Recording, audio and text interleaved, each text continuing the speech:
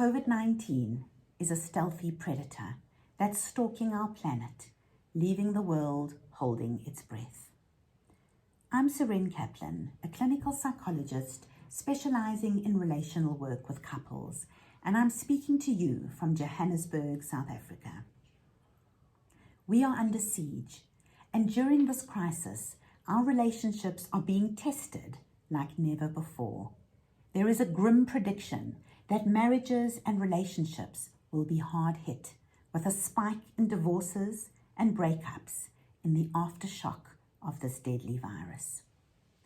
COVID-19 will be a great relationship leveler as couples are battered with daily worries about finances, health, and uncertainty. For couples therapists, this could be our worst nightmare. It's kind of like a giant pause button has put life as we know it indefinitely on hold, interrupting our routines and sending us home to cocoon. There are an estimated 3 billion people in lockdown at home. Boundaries between our work and home life have been conflated, and we are with our partners with no escape hatches, no exit clauses, and no wiggle room. So our relationships are on the line in these extreme times, and our skills in this area take center stage and matter in ways that we have never seen before. Now, there are two major changes to relationships that have come about since lockdown, and the first one is time. Overnight, we've been awarded massive chunks of uncapped time together. Couples are so overscheduled. We wear our busyness like a badge of honor, and time is always in short supply. So suddenly we have time on our hands. The second change is, as our physical space has shrunk, many distractions have been removed. There is nowhere to go and no one to see. Distractions are a roadblock to emotional intimacy, and they compete for a couple's attention. Many couples save the best parts of themselves for everyone and everything else, and the relationship finishes up last on their to-do list. So suddenly we have lots more time and fewer distractions. The equation, time minus distractions equals connection, right? Well, sometimes, but not always. For many couples, this will be a make or break. Now, at the outset, I have to say that if you find yourself in an abusive relationship, this talk does not apply to you. There are social organizations in most cities, and if you're unsafe in lockdown, you should take steps to get help right away. In lockdown, we bring our old relational stories along for the ride. Whatever the state of your relationship before, it will for sure be amplified and come under the microscope.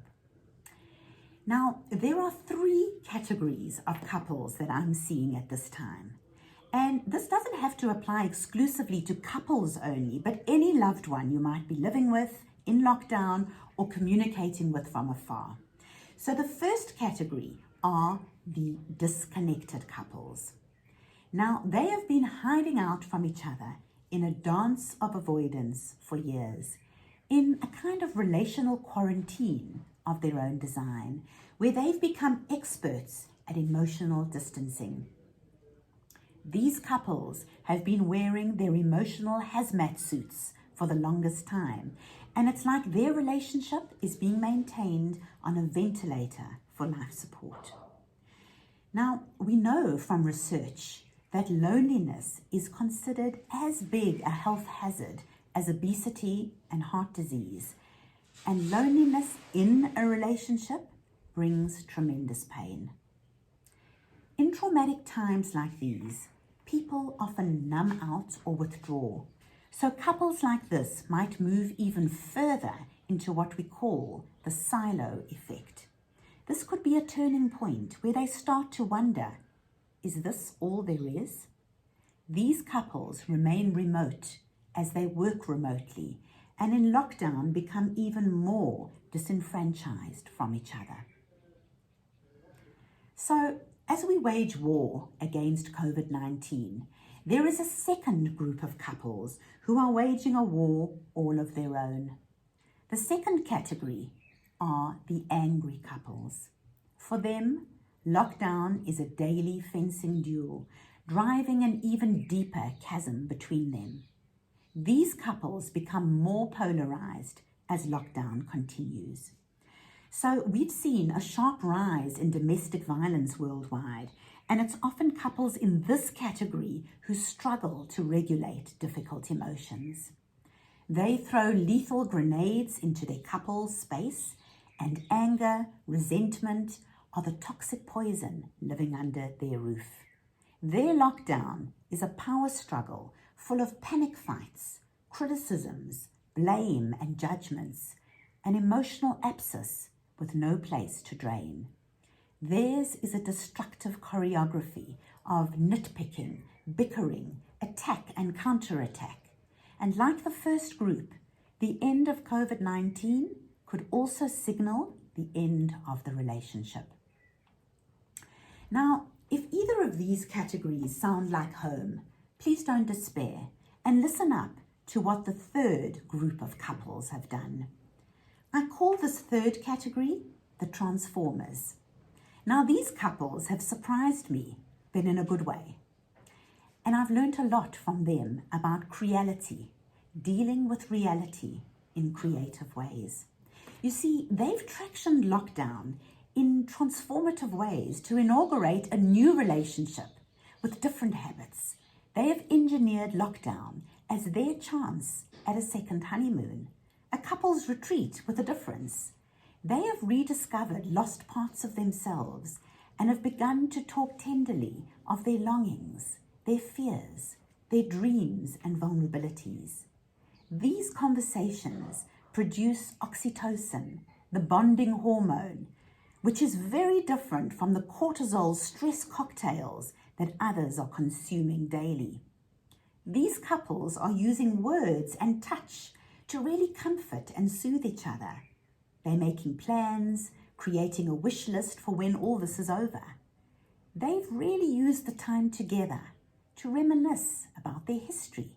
Their relationship EQ has made a grand appearance.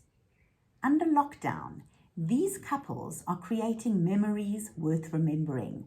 They're reacquainting themselves, replacing boredom with slow dancing, stargazing, cooking, getting dressed up to the nines for a date by candlelight at the kitchen table, becoming playful, courting each other, and creating mystery even in the mundane at home. Now, if you're a normal couple, you will be shades of all three couples categories. You fought last night over the dishes, then held hands watching Netflix, only to hit heads disciplining the kids after breakfast, and then had a really good chat while doing stretches on the balcony. So here are 10 relationship survival hacks that will inoculate you during lockdown. Number 1, make your relationship top priority, bar none. Let it take a starring role in lockdown. Number 2, time out is not just for kids, but for grown-ups too. Even the best couples will irritate and annoy one another, so step away when things heat up and regroup only once you've calmed down. Number 3, know the art of a good apology and a gracious acceptance, what we call rupture and repair. Number 4, you can be right or you can be in a good relationship, but you can't be both. You have to give up correct in order to connect.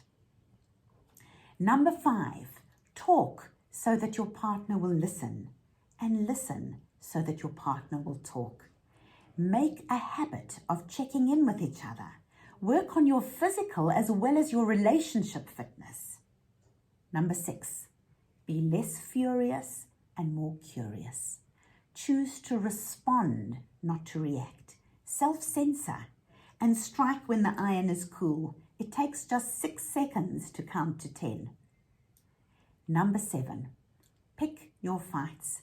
You can't be putting out fires everywhere and keeping score on everything. Number 8, appreciation and gratitude. Notice your partner getting something right. Start the day with one gratitude and end it with one appreciation of each other.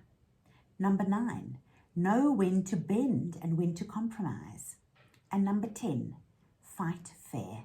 Now, this is a well-known technique in couples work where, amongst other things, you talk about one issue at a time. So, how have you shown up in your relationships during the COVID-19 crisis? This is a time where you can make some powerful choices to change and renovate your connections. Decide what virus might be attacking your relationship, making it hard to breathe, and then resolve to fix it. Decide if you want to zoom in over lockdown or spend your time zooming out. This virus will cast a long shadow and there will be casualties of epic proportions. We have to ensure that our relationships are not one of them. We can transform this pandemic into a global panacea, a remedy to flatten the curve of our disconnection, a portal to finding our emotional home in our relationships like never before.